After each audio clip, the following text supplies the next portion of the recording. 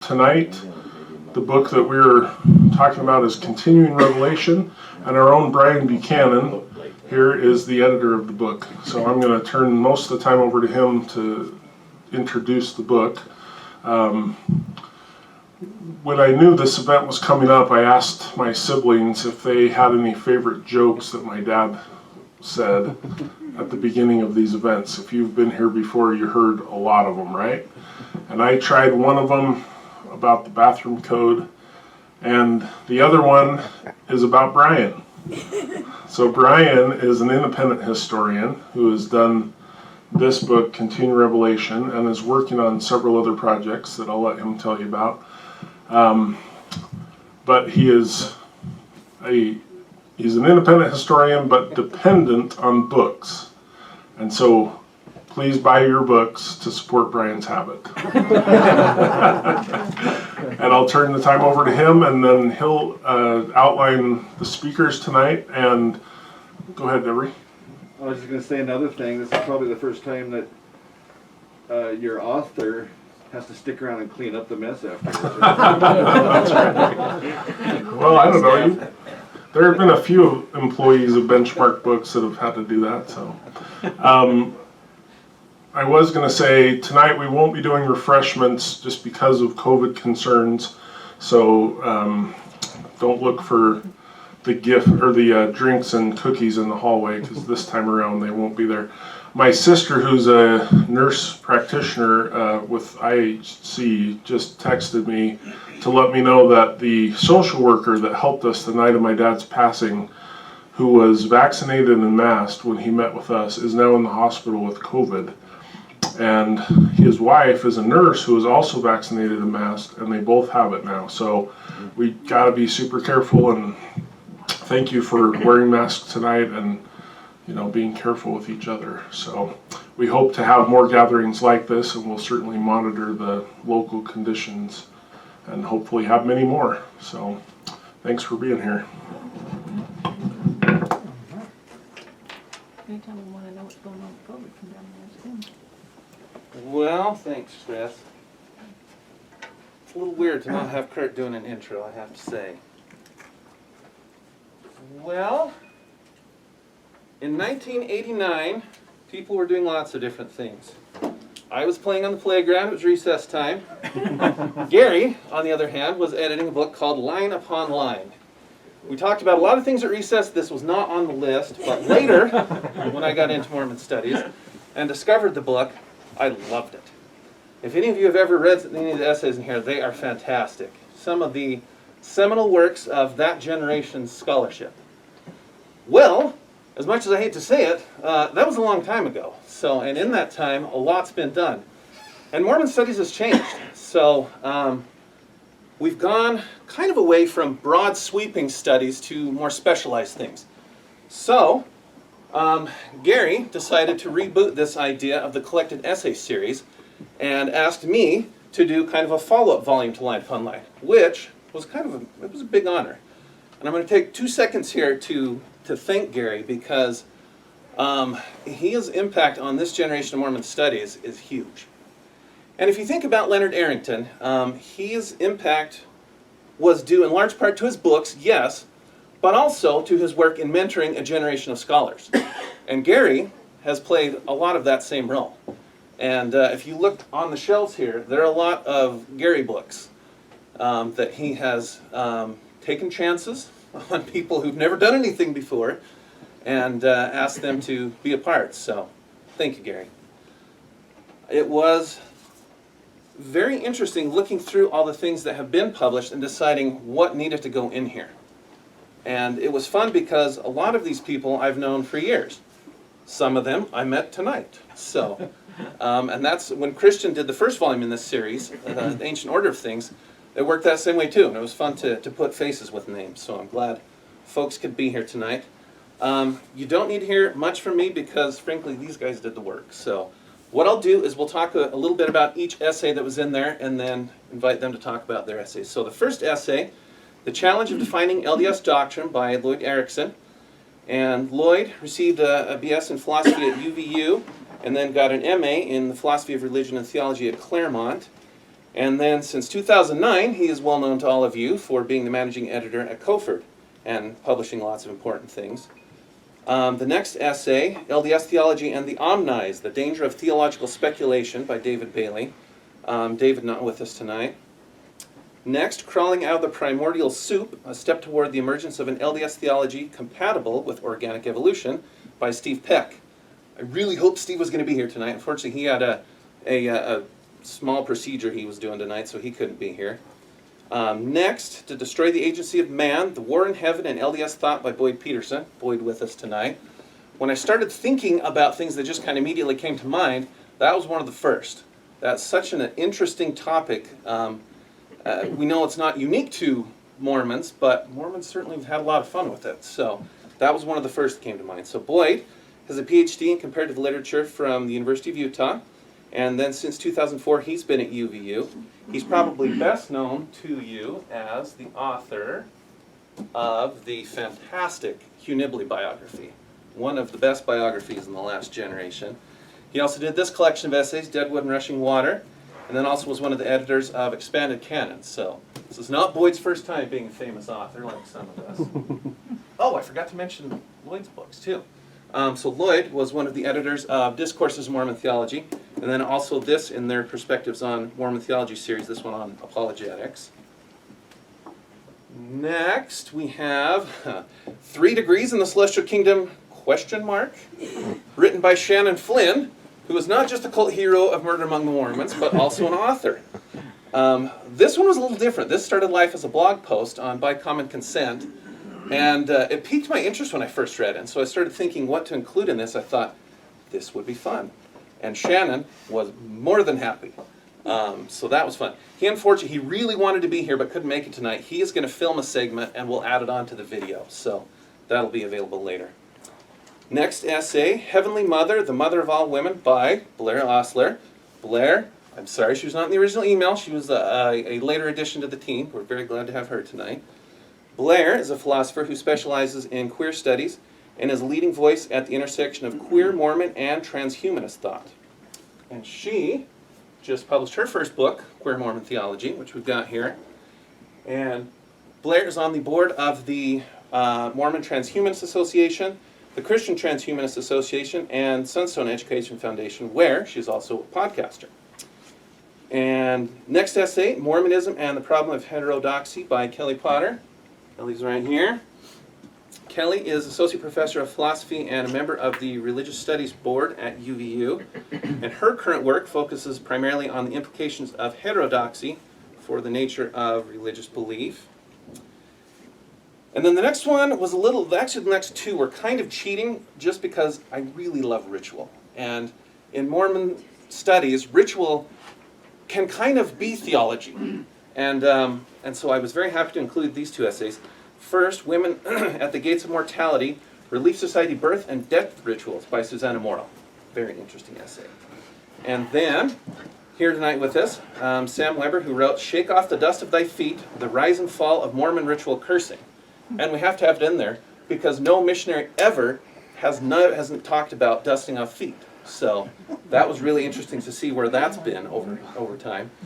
And then finally, perhaps our sexiest essay, Satan Mourns Naked Upon the Earth, Locating Mormon Possession and Exorcism Rituals in the American Religious Landscape, 1830 to 1977, Steve Taysom. That's a lot of fun too. Steve has got a forthcoming biography of Joseph F. Smith that I'm very excited for too. So pretty good collection of folks here. All right, you're done listening to me. We will go in order they're in the book, so Loyd will lead off. Do I need to speak into this thing? Or? I've been accused of being a lot of things. Quiet is not one of them. All So right, I'm quiet, so I'll hold it on. Y'all hear me okay? All right, so my chapter, I tried to tackle the big question that was often being thrown around at the time I was writing this, is what do Mormons really believe, or what do Latter-day Saints really believe? And to springboard off of this, I looked at 2 articles, one by Robert Millett. Is it not on? That's why. Now, hello. Still nothing. Unless I'm holding it wrong. Oh, there we go. All right, so I used 2 essays, one by Robert Millett and the other one by Nathan Ullman. And what I try to show in this is that both of them, one of the challenges with the whole question of what is Latter-day Saint doctrine is when they try to answer that question, they treat doctrine as if it's simply just a teaching, something like a teaching, like, what would somebody, when I was teaching, right, what's on my syllabus, what am I teaching my students? And so Robert Millett's essay, he lays out several points that he says, here's how you determine what is Latter-day Saint doctrine. Is it taught by church leaders? Is it found in scriptures and in official publications? Does it have sticking power, as he calls it? Is it something that isn't just taught by one leader, but is continually taught? Nathan Ullman takes a slightly different approach. I call this a hermeneutic approach rather than Millett's authoritative approach. And what Ullman tries to argue says, look, it's a complicated question, but we could treat it as like a judge or a lawyer would try to approach the law. Ullman he teaches law, so he comes from a law background. And so he says, just as a judge would look at preceding precedent, what we could do to understand LDS doctrine is we could say, hey, we can look at what has been taught in the past, what did the scriptures say, and how can we examine these things and try to make general claims about doctrine. But one of the issues I point out is when Latter-day Saints ask that question, like, what do we believe, what is doctrine, they want to talk about the teachings themselves, but never ask the question, what is doctrine from a Latter-day Saint perspective? And one of the challenges, and I think the main reason why what do Mormons believe is such a difficult question, is because when Latter-day Saints talk about doctrine, they're not talking about mere teachings. They're talking about things that are absolutely true. Right? And so when a Latter-day Saint bears their testimony about doctrine, when they say, or let me say this, when Elder Eyring gives a talk about doctrine, and as I know in my chapter, there's one talk where he uses the term doctrine 45 times. And each of those times, it is referring to something that is absolutely true. So as I point out in my essays, is as soon as you have that as the central understanding of doctrine within Mormonism, well then if you try to apply these models that Miller or Ullman try to point to, then you end up with problems, because now you have, if you take, for example, Millett's doctrine, let's apply it to Adam God, right? Is it taught by a church leader? Is it found in official publications and so on? During Brigham Young's leadership here in Utah, you would say, yes, Adam God is certainly a doctrine. It fits all of these things. It's got the sticking power. These counselors are teaching it. It's found in the temple, right? But then if you were to apply that today, it would be not a doctrine. And so here you have a model applied in two different times, giving two different answers of what is doctrine when both are supposed to be true. But clearly Adam is God and Adam is not God. It cannot simultaneously be true at all. And so that's basically the gist of it. And I just want to kind of, as I end with my chapter, let me just read it here, it kind of sums it all up. I say, the challenge arises not when one wishes to know what the LDS Church teaches in its manuals and how members are to relate to those teachings, but when Latter-day Saints try to ascertain what the doctrines of truth and power are, that the Church has a primary, though perhaps not exclusive, claim on truth is, after all, one of the foundational doctrines of the Restoration. If it is a case, as Mill and Owen argue, that the doctrines of the Church can and do change, and if the doctrines of this restored Church are true, then how should Latter-day Saints understand the truthfulness of these changing doctrines? How do we make sense of a new doctrine of the Restoration contradicting the discontinued true doctrine of the Restoration? Is truth relative? Does truth change with time? Is the Mormon corpus of true church doctrine smaller than we might initially think? And if so, what are those doctrines, and how do we determine which are true and which are not? And then I finish, or is the church doctrine, the church doctrine's truthfulness not true? And so that's really the basic is trying to flesh out why is that such a difficult question to answer, or what do Mormons really believe?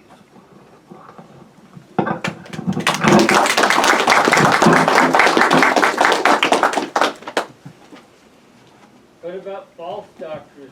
All of them. That's another point. Mormons will frequently say, well, that's not a true doctrine, but they can rarely point to what is actually true. And so we all know what the false doctrines are. It's just the true ones we're trying to figure out. Well, I'd like to second a couple of things that Loyd said. First off, I guess it was Bryan who talked about Gary and his contribution to Mormon studies. I remember, I think one of my formational moments was reading an essay he wrote in Dialogue about the Orson Pratt Brigham Young controversy. That it was in a little, very small article called Gray Matters, and it was just huge in my life. And then he fleshed that out to an entire book. But he's amazing, and so it's really wonderful to be part of this collection. I have a really great PowerPoint. Just imagine. Anyway, I wanted to maybe kind of tell you a little bit about how the essay came about. I started this essay when there was a big controversy about Obamacare. And let me see if I can find the quote here real quick. Glenn Beck, he said he was going to go all Jesus freak on the radio. And he said, if you believe in the war in heaven where a third of the angels were cast out and all that stuff, it was about man's choice. And Satan's plan was, hey, I'll save everybody. Give me the credit. I'll make sure everybody returns home. It's going to be fantastic. You just take away their choice and give me the credit. Well, gee, I think that plan was rejected because God knew that failure was important for growth. That was back in 2010. Now, what I found really funny about this is, of course, he was giving the Mormon version, the LDS version of the war in heaven without really realizing that's not the regular Christian version. So that was the first thing that kind of hit me. The second thing that happened is that an article came out during Prop 8. Well, I guess this was before, because that was 2010, this was 2008. But Gary Lawrence wrote a little article for Meridian Magazine where he talked about Prop 8. And now if you're going to use the war in heaven as a kind of metaphor for forcing people to do something, it seems like this would be the wrong metaphor to use for the argument about gay marriage. So anyway, he went ahead and used it. He says, if the arguments used in the war in heaven were persuasive enough to draw billions of God's spirit children away from him, why should we not expect them to be used on the present battlefield? The same minions cast out from the Father's presence still remember what worked up there.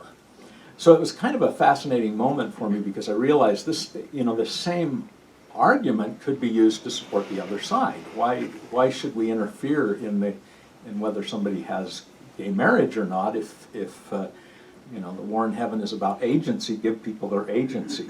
So I began looking into this.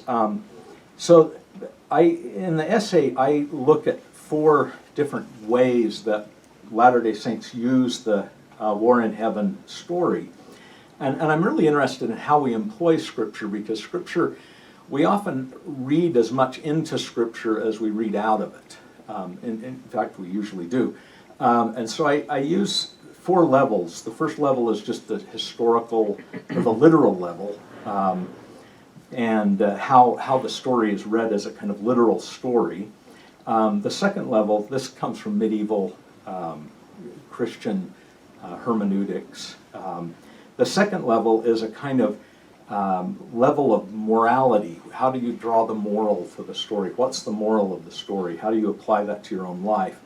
The third level is this allegorical level, which is the kind of symbolic meaning. And for Christians, this was often used as a way to read the Old Testament as a typology, a prophecy of future events.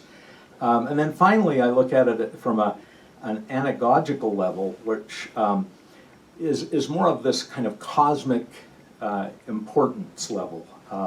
It usually reflects this kind of deeper, immediate, mystical nature of the passage, and kind of underlies some future reality. And so the war in heaven story in Mormon thought, I think, can be read all 4 of those ways. The idea of a war in heaven actually is not really scriptural. I mean, there's little tidbits in the Old and New Testament that are put together to create a story of a war in heaven.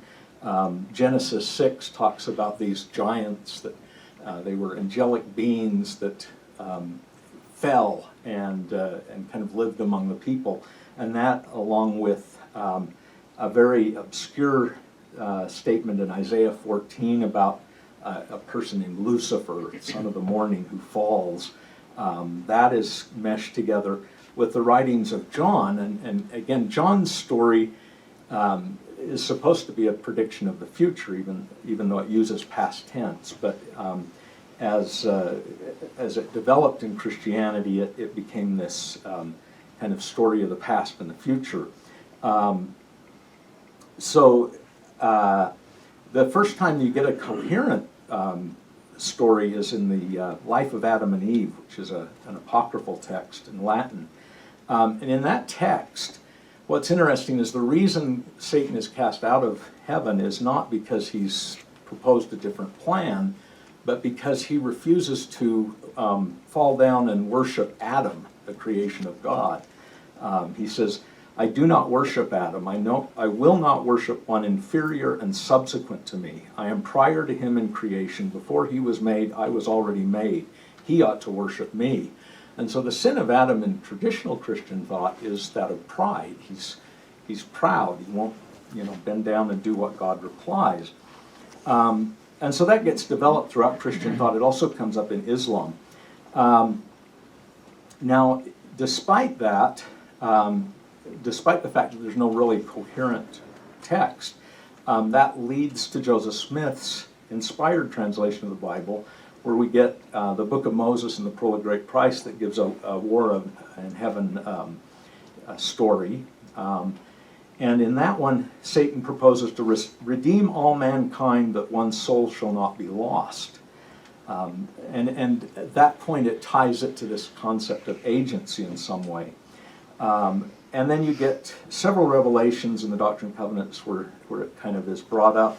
But finally, the Book of Abraham narrative brings it up again. But again, we read into it an awful lot more than we get out of it. In early Mormonism, the usual way it was interpreted is that Lucifer, he lost his first estate by offering to save men in their sins. So it's the sense that there's no real punishment for your sins. He'll save you in your sins. So it doesn't really have as much to do with agency as contemporary Mormons take it. There was a lot of great speculation in early Mormonism. Orson Pratt tried to count how many souls followed Satan, and he figured 100,000 millions of rebellious spirits followed Lucifer. Jedediah Grant came up with the concept of that Satan became this tempter down here on earth, and those that followed him. And John Taylor came up with this idea that probably Satan intended to make men atone for their own acts through the shedding of their own blood as an atonement for their sins, which is kind of interesting considering Brigham Young's teachings there. I'm just going to mention a few of the allegorical readings, because those were the fun ones. Because again, I think we interpret this story as if it kind of, it's always tempting to compare your opponent to Lucifer, right? It works really well, it seems. And the first time that happened was with Sidney Rigdon. So Wilford Woodruff claimed that Sidney Rigdon was like Satan and rebelling. Of course, the narrative was used to talk about black people in the priesthood, that they had not been valiant enough in the pre-existence. Here again, in terms of just this idea of human differences in terms of poverty, there's kind of an interesting difference. So Marky Petersen said that if you were born in the United States rather than in Africa or flood-ridden China or among the starving hordes of India, that you were somehow more worthy in the pre-existence. B.H. Roberts, on the other hand, said that those who are favored by God are not the furthest from trials. So again, this sense that people seem to interpret this in radically different ways. It was used by Brigham Young to decry the disunity that resulted in the Civil War. B.H. Roberts used it to justify entry into World War I. David O. McKay used it to talk about World War II. Sterling W. Sill justified Vietnam, and Gordon B. Hinckley justified the war on terrorism with it. Heber J. Grant authorized an editorial that compared Lucifer or FDR to Lucifer, which, seems like that's a thing that has continued to this day. Communism, of course, became the big site of the place where Ezra Taft Benson and others used to talk about the war in heaven.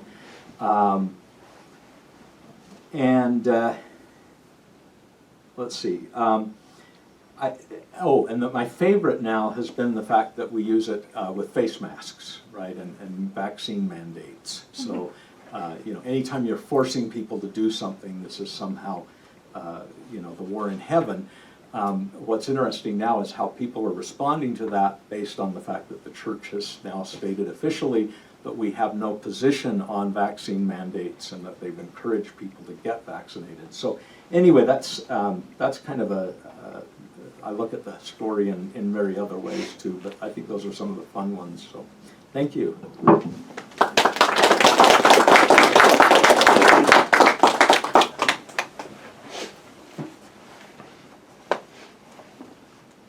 You guys hear me okay if I don't hold the, okay, perfect, we'll just do that. I'm thrilled to be included in this book, especially because it's entitled Continuing Revelation, which is like on my top 5 list of favorite things about Mormonism, is that, we ever want to do something new or different, boom, Continuing Revelation, we get to keep going with that. So I'm thrilled to be included in this. My essay, I actually wrote it for a class, and it was a class dedicated to studying motherhood. And I ended up writing about Heavenly Mother, but of course I couldn't just write about Heavenly Mother without making it queer. So I started off talking about the standard aesthetics of Heavenly Mother, and which we use to worship, talk about, think about Heavenly Mother, and talked about how those aesthetics are usually found wanting in certain regards. It's a representation of some women, but not all women. So I talk about the good things, and then offer some criticisms of what we're missing, and then possible solutions of where we could go from here. And actually just flipping through it today, just made me so happy, because I could see little ideas teeming for my book that was published after this, published before this, but I wrote this long before I wrote that.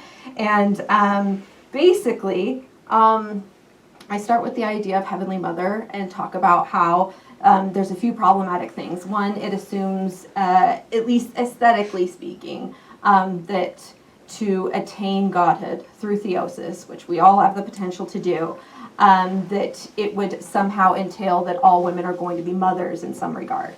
And some women may not want that for time and all eternity, eternal pregnancy and motherhood and nursing. The second is it doesn't offer a trajectory for women who don't necessarily want to even be married.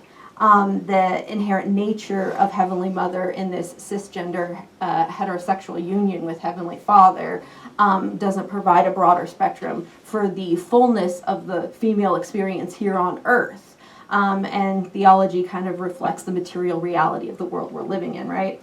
The last thing I talk about is how Heavenly Mother has an interesting relationship with infertile women, because Heavenly Mother has often been used as this idea of, oh, well, this is what you can become someday, right? So it's like a form of ableism, that, you know what, there's something defective about you now, don't worry, we'll get that all fixed up and you'll be good to go in the next life. The last one is it's not really, the standard aesthetics of Heavenly Mother are not always the most representative of queer women's experiences. So with that, I offer possible solutions, and the biggest, just to keep it brief, the biggest thing I draw on here is the idea of theosis, the idea of divinization, the idea that we all have the opportunity to become a god, therefore we have this weird kind of implicit polytheism in Mormonism, right? We got all these gods up here, and so if we're looking for the aesthetics and the representation and what do I aspire to, like I always would laugh as a kid when someone would be like, well, you're going to become just like your heavenly father. I'm like, really? What is that going to look like? You know what I mean? Well, am I going to like get to train first with like ordination or anything? No, you're not going to get that. Well, then how do I become like Heavenly Father? What is that going to look like for me? So Heavenly Mother, bring in this, you know, but often the time she is used a matter of usually just kind of biological utility, right? Well, it makes sense if we're going to have all these spirit children in the next life as well, then, you know, bringing in a feminine presence is in some ways a matter of biological utility. So I really work with that, right? This idea that we have a material lived experience where we're experiencing life and everything like that. But if we take that to the next level, if we take that to a continuation, we have this broad spectrum and representation of what gods could look like and how they could be. So I talk about all sorts of things, including priesthood and how we can re-envision priesthood power to be more gender inclusive, how we use pronouns in our aesthetics. Like when we talk about God, we talk about God as he, but yet Mormonism also has this weird idea of like, you know, he can't attain godhood without she, and she can't attain godhood without him. So God in a weird way is kind of a they, because it requires a plurality together in a union of some sort of cooperative union, right? And it also talks about the idea of infertile women and recognizing that, yes, some infertile women may desire, you know, eternal motherhood, but some infertile women may see Heavenly Mother as this trajectory that your image is not reflected in. You know, if we're all made in the image of God, what God was I made in the image of? You know what I mean? And then lastly, it talks about relationships, queer women's experiences, and I talk a lot about Woodsoe's work in, what was it, the Priesthood book? Which one was the Priesthood book? Priesthood and church government. Priesthood and Church Government. I remember crying my eyes out reading that when I was like 23, and I was like, who wrote this? But anyway, there's actually a lot of interesting things in there too. He has this idea that he recognizes that not all women can be mothers, whether for whatever reason, and he talks about this idea called the spirit of motherhood. We can have these women embody the spirit of motherhood. And so I use this idea of embodying the spirit of motherhood to consider how even people who don't have children, even non-women, can embody the spirit of motherhood. The spirit of motherhood isn't limited even to any gender, really. If you're embodying these qualities that Woodsoe's talking about, we're all embodying the spirit of womanhood to one degree or another. I also talk about proxy work and how if some people can't or don't want to do something, you can do work by proxy, and there's all sorts of possible solutions we can come to try and figure out ways of respecting people's lived material experience in being reflective of our theology and the way we imagine the next life.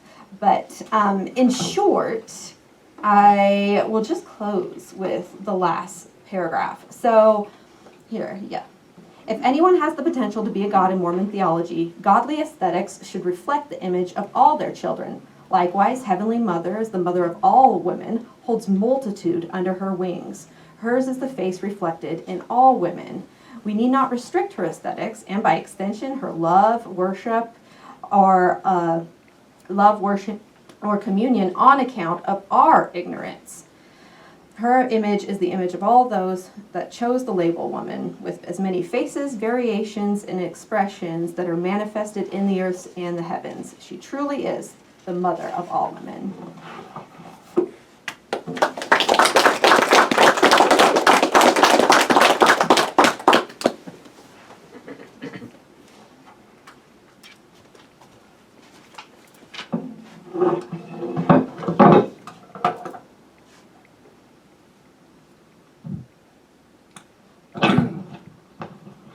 Can you hear me well enough? So, maybe I should clip this so I don't have to think about So I want to thank Loyd and Boyd and Blaire for their comments. Say that Oh. 3 times fast. Loyd and Boyd. I can't. Loyd and Boyd and Blaire. I want to thank them for their contributions and their comments, because they're all kind of talking about what my paper's about, but in different ways. Actually, Loyd's kind of sort of going at it directly, whereas both Boyd and Blaire's work in some way involve looking at heterodoxy. I'm interested in heterodoxy because in the philosophy of religion, one of the biggest issues is the issue of religious disagreement. And mostly in that discipline, that issue is dealt with in terms of disagreement between different religious traditions. So like we'll talk about Christianity and Buddhism as having some fundamentally different beliefs such that they contradict each other, right?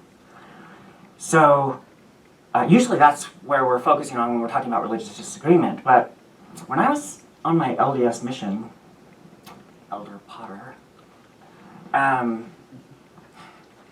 I found that the Mormonism that I had been raised with, or at least the Mormonism that I had sort of formulated in my head by the time that I got to my mission, wasn't anything like what most of the missionaries believed. They believed stuff that, I found seriously repulsive, to be honest.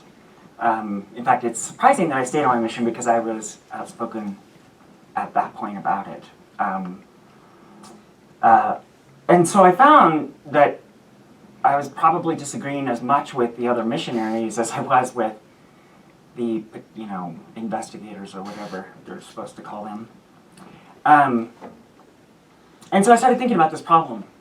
How do you know what Mormonism really says, right? It's a problem that Loyd talks about. In a way, Joseph Smith, actually the problem that he starts with, at least according to sort of the official history, and I don't know that this is really what actually happened, but the problem that he starts with according to our official, or according to Mormon official, man, I can't believe I said that. I don't count myself among Mormons anymore, so it's weird for me to say that, but according to the, to the official Mormon history, Joseph Smith starts asking about things, starts asking God about which religion is the correct one. Or actually, more specifically, which Christianity is actually Christianity. Because he's not asking the question about, other world religions. He's already convinced that Christianity is right, but he wants to know who's getting it right. Is it the Methodists or the Lutherans or Presbyterians or what? Who gets it right? Because after all, they do disagree on some really deep stuff. Catholics and Protestants disagree on some deep stuff. Like even about the concept of God and about characteristics of God. And so it's a real question that Smith had, right? And we're told when we're raised in the church that that was a problem that he solved, that Smith solved. And I thought to myself, actually, no, because here I am on my mission, and I can find loads of general authorities to agree with me. They can find loads of general authorities to agree with them. In fact, I usually won these arguments because it's not that hard. People aren't taught to think very critically in the Mormon tradition. There's not a lot of arguing. It's not part of what we do in Mormonism, right? But people would just always fall back on whatever belief they thought fit the kinds of values that they actually wanted to implement in their lives. That's what I noticed. So this paper is a distillation of thoughts that I started having when I was on my mission. And it was also kind of my parting shot to Mormonism when I left, because to be honest, I don't think that in any way Mormonism could claim to have solved this problem. So what is the problem? Well, the problem is that disagreement within a religious tradition about what the tradition actually says, say about God. Like the Orson Pratt, Brigham Young argument about God. beliefs now would correspond better with what Orson Pratt said. Whereas, and of course Orson Pratt was actually disfellowshipped for the views that he had played a role in his disfellowship, I believe. So we have these different problems, right? Or these different ways of interpreting Mormonism, even within the tradition. And it actually implies that we are talking past each other. Because if we say different things about the same concepts, then if we say enough that's different, we start to have different concepts. And so there's a weird implication of disagreement within a tradition that doesn't arise because of disagreement between traditions. It arises because if you look at a religious tradition as an outsider and try to identify what it is that they believe, it's actually not possible.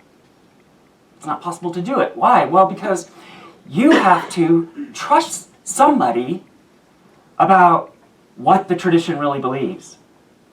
And because of the fact that there's constant disagreement within any religious tradition, I mean, this might not be true of what I would call cults, right? But of a religious tradition, a real religious tradition, not just a cult, you would have internal disagreement about even sometimes the very meanings of the terms. The concept of God that I had when I was on my mission was nothing like Bruce R. McConkey's concept of God. It was nothing like the concept of God that the other missionaries had on my mission. So we have to look at it from the outside. And if we're looking at a religious tradition from the outside, there's no way to solve this problem. Because there are authorities on all sides that disagree deeply. So I came up with this example, and I want to read it to you. Oh no, I thought I had it marked. Just a second. There it is. Okay, so consider the following scenario. Josephine lives in a town with 3 Mormon churches: the LDS Church, the Community of Christ, and the FLDS Church. This is obviously a hypothetical town. Josephine considers herself a Christian, but wonders which denomination is truly Christian. Moreover, given where she lives, she has learned a little about Joseph Smith, has read the Book of Mormon, and wonders about Smith's claim to have restored Christianity. But in her investigation of Smith's restoration movement, she has discovered that these Mormon denominations disagree about how to interpret Smith's restoration. She wants to discover what Smith really taught in order to assess his claims to having restored Christianity. How can she know what Smith really claimed, given the sometimes wildly different interpretations of his teachings? Clearly, Josephine's quandary is formulated to be analogous to the situation in which Smith found himself. If Smith's quandary were similar to Josephine's, and Smith's restoration were an answer to this quandary, then Smith's answer should work for Josephine as well. What is she to do? Restored epistemology, which is a term that I have for the Mormon approach, which, by the way, I should mention since I didn't say it before I started reading this.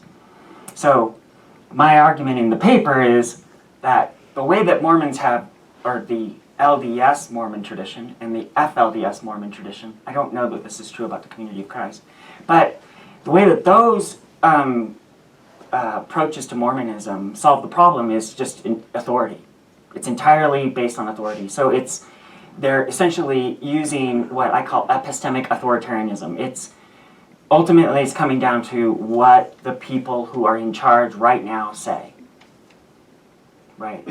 Despite what Nate Oman thinks he says in that article, because he's definitely wrong about that. I mean, Millet's probably closer to what people are actually saying, right? But the problem is that there's authorities from the other traditions.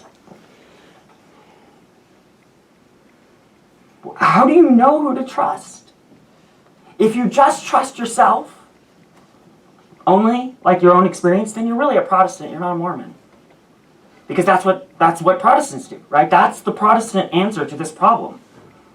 Is that ultimately you and your reading of the text, the biblical text, and your relationship with God is enough to adjudicate the nature of Christianity for you.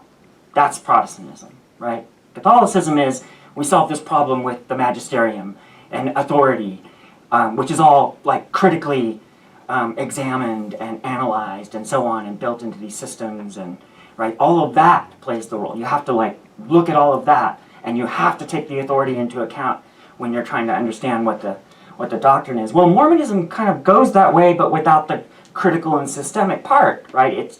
It's authority, but how do you know who the right authorities are? There's no way of doing this without begging the question, right? There's no solution for Josephine. She actually can't know what Mormons really claim. She can't know what Mormonism really is. And so because of that, she can't actually start believing it.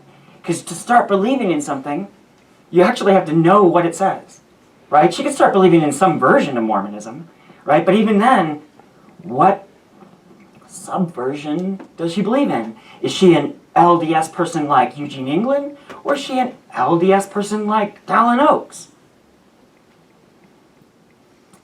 So it's a problem that can't be solved.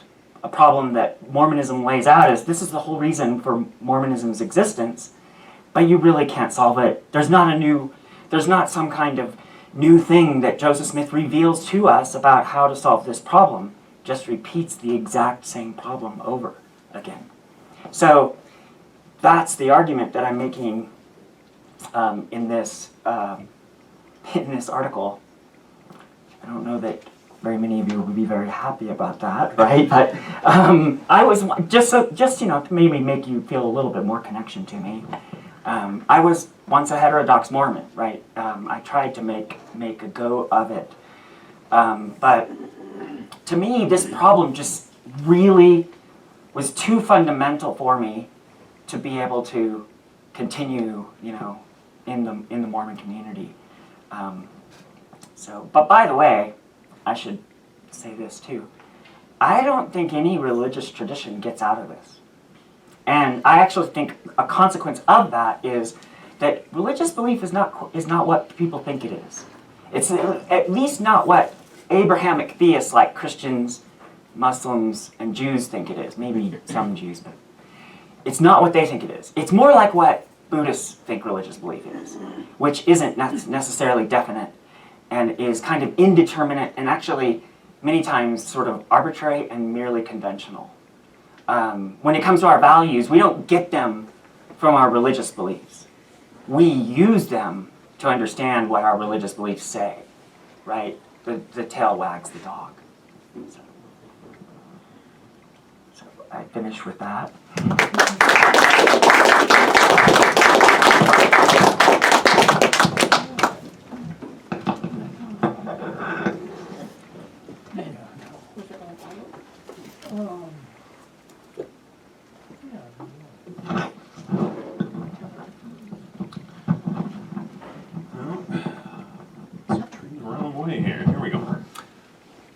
Well, first I want to thank Gary and Bryan for inviting me to contribute to this book. My name is Sam Weber, and I contributed a chapter titled "Shake Off the Dust of Thy Feet, The Rise and Fall of Mormon Ritual Cursing."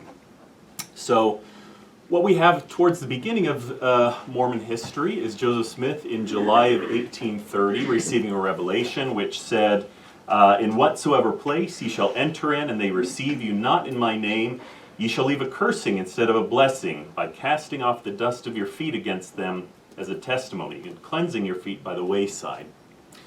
So like a lot of Joseph Smith's revelation, there's clear inspiration here from the Bible, from the New Testament. Jesus gives very similar instructions to his disciples about shaking off the dust of their feet if they are rejected. And in total, Smith ends up producing a total of 5 canonized revelations on this topic of shaking off the dust of your feet. So it's not long after this that we begin to see this in practice, meaning the first missionary who shook the dust off of his feet was the prophet's brother Samuel Smith. And in 1830 we have the first recorded instance of this, where he was rejected by an innkeeper in New York State, and so he did as the commandment said, and he shook the dust off his feet to curse this individual. Subsequent to that, the historical record is replete with examples of missionaries performing this ritual. Many of the names of missionaries who would at that time or later become leaders who we would be familiar with, folks like Orson Hyde, Orson Pratt, Wilford Woodruff performed this.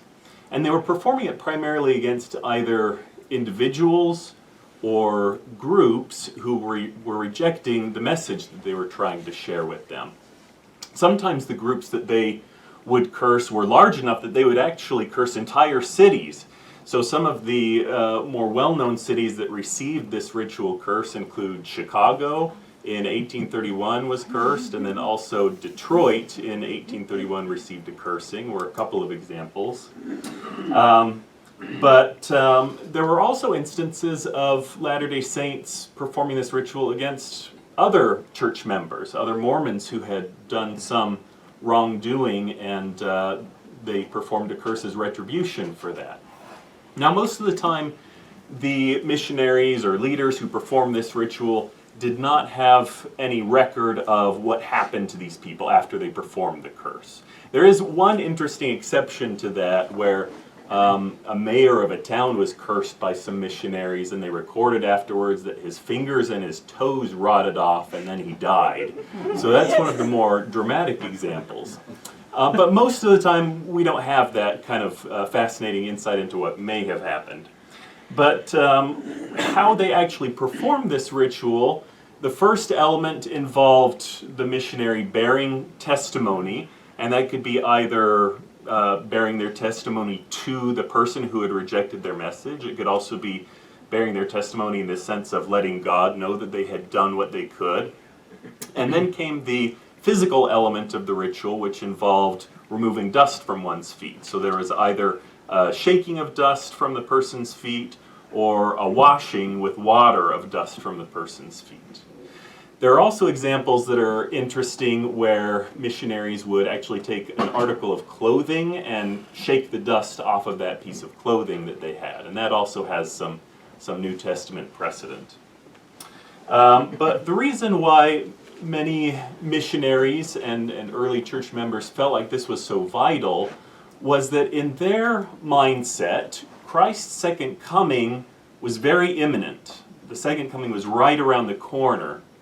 And so they felt like their job was to separate the wicked from the righteous in anticipation of Christ's return. So when they were performing this cursing ritual, they were designating who was unrighteous, essentially separating the wheat from the tares in anticipation of Christ's second coming. Now, as time went on, new rituals and ceremonies emerged within the church, and these included initiation rituals as part of the School of the Prophets, also the Kirtland Endowment, and these rituals began to influence how missionaries would practice the cursing ritual. So, for example, as part of the School of the Prophets and Kirtland Endowment, feet were washed with water, hands were also washed with water, and after this had been introduced, we find instances of missionaries washing not only their feet when they're performing a curse, but also washing their hands as a part of the ritual. Similarly, as part of the Kirtland Endowment and the School of the Prophets, initiates were told that they were clean from the blood of this wicked generation, and after that language was introduced, we see instances of people performing curses who also said that when they did this, they were now free of the blood of those people that they had taught. Essentially saying that they were no longer responsible for the bad choices or the rejection of their message. But over time, even though this was very active and flourished for quite a while, over time the cursing starts to fade, and we really see this happen as the church migrates west. Once the majority of Latter-day Saints were in Utah, they were no longer as focused on being persecuted, having enemies on their doorstep, and they were building a community. And so we saw a time where there wasn't really a lot of discourse or practice of cursing happening. But persecution was not far away, as the federal government was very eager to stamp out the practice of polygamy. And once that hits, we see a resurgence of the cursing practice come around. In particular, one notable instance was in 1880 when Wilford Woodruff, who was then the president of the Quorum of the 12 Apostles, received a revelation in which he was told to write down a list of names of people who were essentially persecuting the church or demanding that polygamy stop. And so he compiled a list of about 400 names, wrote them all down, and presented this list of names to the Quorum of the 12. They gathered together and performed a new ritual, which was again an incorporation of the old cursing ritual with what was then being practiced as prayer circles. So they washed their feet as part of this ritual and then presented this list of names as a part of the prayer circle and prayed that those who were enemies of the church would be halted in their efforts. Well, as we know, polygamy eventually faded, and as that happens, we also see the practice of cursing fade and essentially become extinct. By 1899, we have record of a mission president who says that the first presidency had informed him that he had been told that the wholesale practice of washing of feet should be stopped by missionaries out in the field. And we don't see discourse on cursing in general conference for about 60 years. There's a missionary handbook that comes out in the 1940s that specifically says, do not curse. And by the time we see general conference messages or writings from church leaders mentioning cursing again, they're talking about it now in a distinctly past tense. They're no longer saying this is something that we're going to go out and do. They're saying this is something interesting that people did in the past. And that's still where we are today, that this is something that is essentially talked about as an interesting footnote in church history. Now, what happened during that period between the 1880s when Wilford Woodruff was initiating this cursing prayer circle and the time where there was no longer a need to curse?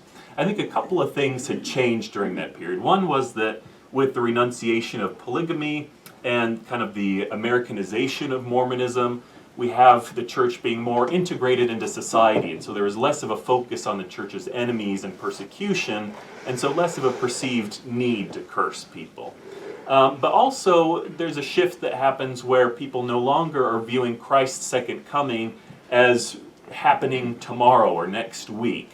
This imminence of Christ's return seems to fade, and with that, the mentality of missionary work seems to change to one of not that this is the only chance that someone will have to hear our message, but we're going to return again and again to try to share this with people.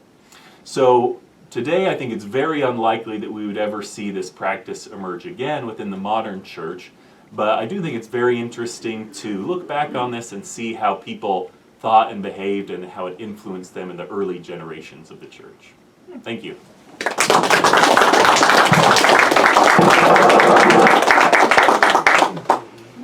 Thanks, friends. Well, hopefully you realize there's a lot of fun in here, and that's only half the book. So I appreciate all of these folks coming tonight and sharing a little bit about their essays. We've got some time for Q&A, so if you have questions about specific essays or anything, this is your chance. Blaire. Yeah, question about the cursing. When Wilford Woodruff had the revelation, wilderness revelation, I think it was, did the quorum in their prayer circle, did they face outward instead of inward during the cursing prayer? I heard that, but I don't know if that's the case. Do you know? I don't recall off the top of my head. I don't remember that being recorded. Okay. That's an interesting question, though. That's a good question. Any other questions? I have a question for Loyd about what is doctrine. Other than James Talmage put forth some doctrine that changed Jehovah from being second God, he changed Jehovah to being Jesus Christ, and that's part of our new doctrine. But other than new doctrine, I don't think since really Joseph Smith and maybe a little bit Joseph F. Smith and James Talmage, we haven't had a new doctrine. All we've had is policy changes. Do you think people are confusing policy changes with doctrine? Because there's Well, I mean, and I touch on that a little bit. This whole what is policy, what is doctrine? You know, I mean, you have McKay saying, you know, the priesthood ban, the racist priesthood ban wasn't policy or wasn't doctrine. It was just a policy. But then you had others saying it was doctrine. And but I mean, even to look at today, the view that the church's teachings on homosexuality have drastically changed just in the last couple decades. And so that right there, I think, is a clear change of doctrine very recently. So is that doctrine, or is that policy? I mean, have we said that homosexuality was always cursed, or have we just now embraced everybody as the golden rule that we love everyone now, we treat everyone? Well, I mean, it was clearly taught just a couple decades ago that if someone had homosexual feelings, that was a sinful, that just being gay itself was sinful and need to be resented of, and would prevent you from having salvation, right? I mean, it was a sin. The sin against murder. And so just the feelings itself was considered sinful, and now the church has done a 180 on that and said, no, it's not sinful. So I think that right there is a very clear, this is pertinent to salvation, and the teachings have changed. And birth control, polygamy, I mean, you can make tons of lists on things that were considered, pertinent to salvation, where the teaching, the doctrine has changed. All right, any other questions? Right. I'm just wondering in Potter's story, why didn't Josephine just read James 1:5 and solve that whole problem? Oh yeah, that would have worked. I mean, what I'm saying is, even if she did, it doesn't work. Because, other people, you have your own religious experience, other people have their religious experience. My deepest religious experiences have to do with my gender. And it's because, I was forced to repress this about myself for so long, given the culture I was in, not just Mormonism, but the broader culture. So, for me, I mean, I could say, I don't actually say this, I think Blaire does, though. I could say, you know what, the Holy Ghost testified to me that I am a woman, despite the fact that I was assigned male at birth. If I happen to have XY chromosomes, which I've never checked, so I don't know for sure, but because there are lots of intersex conditions, right? But if I do happen to have XY chromosomes, despite the fact that I have XY chromosomes, right? I mean, think about it. Why wouldn't that be something that you could have a revelation about, your own personal experience? Your own personal identity. And they thought they were, when they came up with the proclamation, they thought, okay, now we've got solid theology that's going to deal with this LGBTQ issue from here on out. We won't have to worry about it. But they didn't even write it in a way that excluded trans people. Because a trans person could read the proclamation and say, yes, gender is eternal. And my gender in my spirit is eternally the opposite of what you guys have signed me. Right? I mean, how they don't have a consistent way of, answering that kind of thing. So religious experience doesn't solve, or Holy Ghost, doesn't solve it doesn't solve the problem. That just raises the problem. Joseph Smith opened up the Pandora's box and said, you can get revelation from God, because I did. And then, of course, right after that, he's like, no, as long as you can't contradict what I say. It can only be about your life. But then, when it is about my life, the church still says, Oakes comes along and says, no, your eternal gender is, or sex, is what was assigned at birth. So somehow the doctor that was assigning this knew better what gender I was than I do through the experiences that I have. You don't solve that problem through religious experience. Through something that's purely subjective, there's no solution. There's a solution. You get 2 piles of wood, both people pray, and whoever can make the wood catch fire. Okay, you joke a little bit, but I'm gonna get some friendly pushback here, because Mormonism has this weird relationship with authoritative theology and totally gaslighting experiences because of queer people. But what you're seeing right now also is the biggest, I don't want to be too violent, but the weapon in the arsenal is personal revelation of queer experiences and queer people bearing their testimony, the undeniable witness of personal revelation, in so much that Holland is like, we need to turn our intellectual muskets towards, gay BYU students bearing their testimonies, because that personal relationship, and by all things by common consent and personal revelation and all these things, are in constant tension with the authoritative claims. So I would say this one, yes, usually wins a lot of times, but the reason you'll see all this change of what it is because of the tension between the two. All things by common consent is a thing. The problem is most of the time you're dealing with colonized minds who are just, yes ma'am, no ma'am, move along with the ride. I don't know. Alright. Any other questions? Okay. Well, thank you for coming tonight. It was nice to see faces here in person again. Thank all of our contributors. Thank Signature Books for publishing that. We'll see you again soon. Okay, hello. I'm very happy to hear being part of this thing that was put together. I wish I could have been there, but I just couldn't have for a number of reasons. One of the basic problems was I just didn't have the ability to go up there at the time. I've had a lot of problems as far as my physical things I've had. It should be obvious that I have a real problem with that you can see from me that I have actually have a thing in my body where I don't know how much longer I'll live with this, and that's just the way that it is. But we just get in there and do the best we can. Had I been able to be up there, I would have spoken something about a couple of the things that didn't come with the way that my part, the way I wrote it. One of the things that I said in here that I would have had a lot more into is one of the real big problems I have with what I wrote is it doesn't say anything really about how much what our church is doing.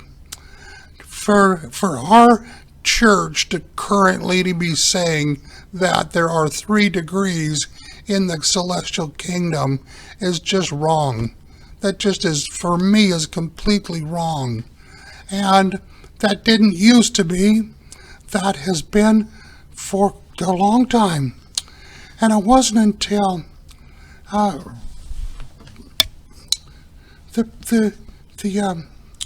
Melvin J. Ballard was the one who put this together. And it was in 1922. And you'll see it in the thing. But this has never taken over. It has slowly become part of the way our church is.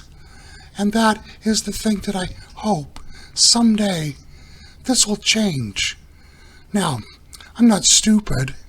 It may never change. Most Mormons believe it, and they like it, and they believe it. And it's just so wrong. Because what the truth is there's just one with the celestial kingdom. And that has become so fundamental for our churches. It's just wrong. So I hope this, within time, with time, that this will become, maybe some people will take this on, and this will get to be more to the, more, poor cotton thing. One of the things I can show you is, since the book was originally going to have pictures and stuff, and then it stopped, which was too bad, because I wrote mine with there's going to be pictures and then And then they said, oh no, well, we can't do that. So it's too bad. So one of the things that I'm going to put on here, I hope you can see that for a second. If you look carefully, right here,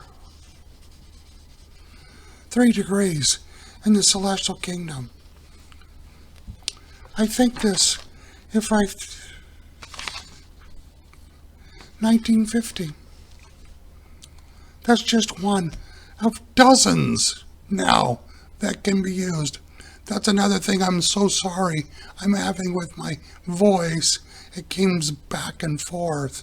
So I hope everyone can understand me and what I'm talking about. But that just goes all over our church nowadays. It's really too bad. There are things in the 3 degrees of glory, or most importantly, this is one of the very earliest of the way this, the Melvin J. Ballard put on there. They put in there, it is so bad. A lot of it is very interesting. Some things he says, you read there, and he says really important things. But then he also puts in there towards the end where he talks about how that there are people that are raised in Africa or from different places in the world, and they put in there, Ballard puts in there stuff. It's terrible. It's just terrible that he puts in that nowadays. It's just terrible. So we can find things that are wrong and some things that are, put in there that are quite good. I think the other authors did a great job of what they've done with their books and given a place where other people will look at this, what they wrote, and has made such a way of thinking about it. And mine is just small. It doesn't take the whole book, but I think it does produce some such important things and what it needs. And I would just hope that people would take the opportunity to read those and just read some of the things that I've put in there that I think over there's enough time that you'll look at that carefully and understand and please take a little bit of time. I've taken to talking too much, and don't take how badly I have spoken and that, because that's just the way that is with the way I speak and what I can do things right now. Thank you for this. Thank you.